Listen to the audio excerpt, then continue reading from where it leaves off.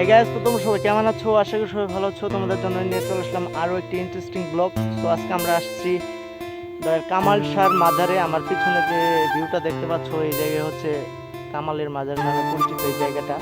এখানে এটার নাম হচ্ছে দরগা হিসেবে অনেকেই চিনে, যেখানে মরা গাছ থেকে ফুল ফুটানো হয়েছিল। সেই জায়গাটা আপনাদেরকে দেখাবো, যেখানে মরা গাছ থেকে ফুল ফুটাইছিল সেই জায়গাটা তোমার।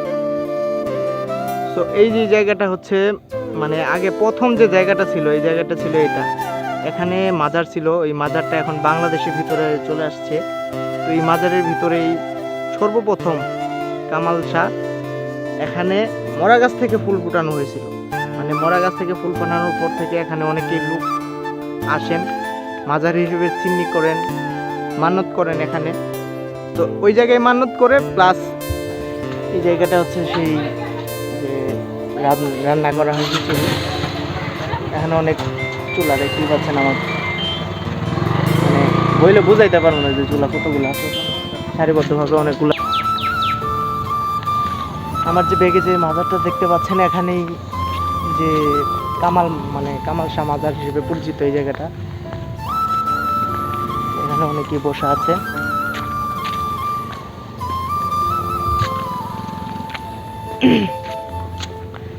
চলুন আপনাদেরকে সেই মাজারের ভিতরটা তোমাদেরকে দেখাচ্ছি একটু।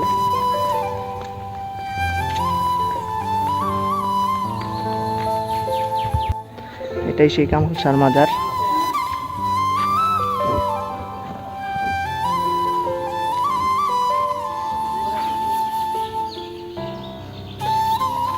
এখানে অনেকেই বসে থাকে।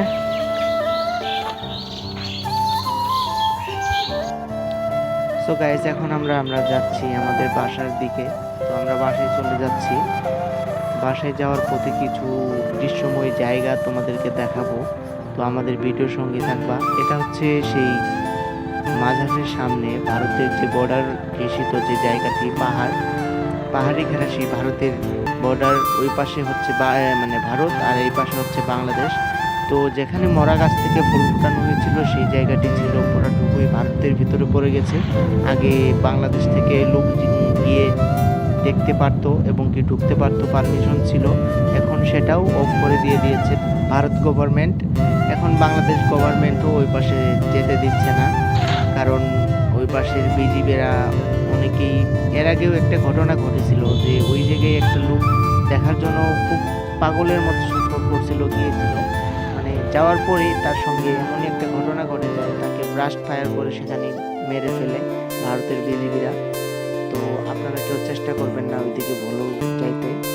আর ওই জায়গাটা হচ্ছে ওই যে ওই পাশে যে পাহাড়টা পুরোটুকু দেখতে পাচ্ছ, ওই জায়গাটা পুরোটুকুই ওই ভারতের ভিতরে পড়ে গেছে। তো তোমাদেরকে একটু দেখাইলাম। আর আমাদের চ্যানেলটিকে যারা এখনো সাবস্ক্রাইব করনি, অবশ্যই চ্যানেলটিকে সাবস্ক্রাইব করে রাখবা।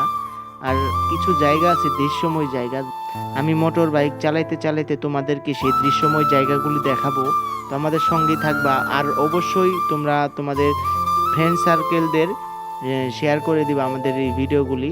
তো যারা গ্রাম এলাকায় যে জায়গাগুলি দেখতে চাও, এটা হচ্ছে জামালপুর জেলায় অন্তর্ভুক্ত।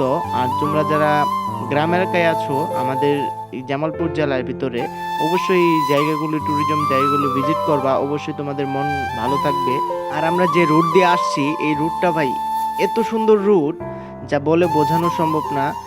আমাদের এই রুটটা অনেক সুন্দর করে দিয়েছে, মানে ট্যুরিজম আসার জন্য ওই জায়গাতে।